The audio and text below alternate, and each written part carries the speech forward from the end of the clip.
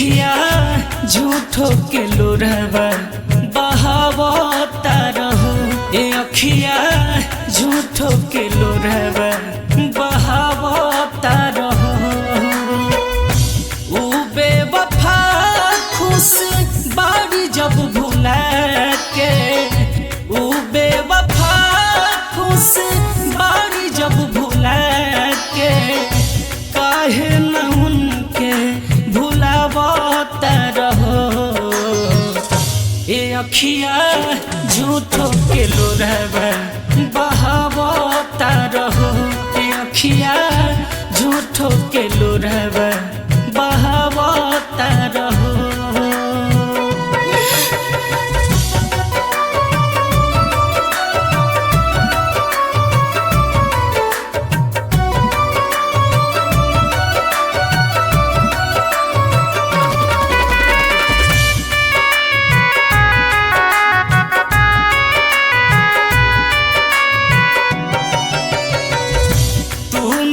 चार कैलो तोहर बा कसूर हो। बेकसूर दिलवा टूट के भइल चकनाचूर हो।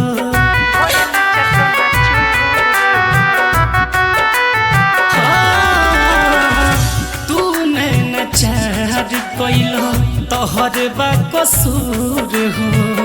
बेकसूर दिलवा टूट के भइल चकनाचूर हो। भूल से भी कबो याद ना करेली, भूल से भी कहियो याद ना करेली। याद के काहे मिटावता रहो। ए अखिया झूठो के लोरवा बहावता रहो। ए अखिया झूठो के लोरवा बहावता रहो।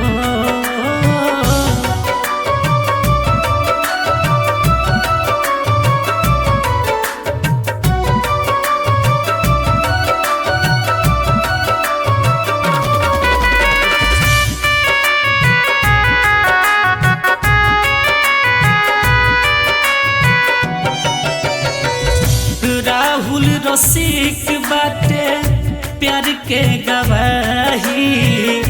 राजमणि के खाली मिलल बेवफाई।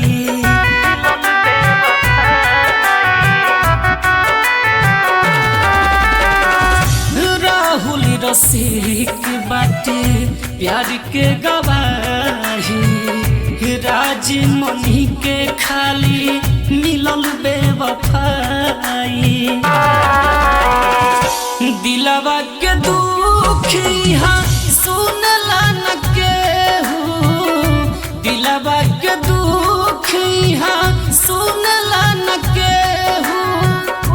तू के करा से सुनावता रहो।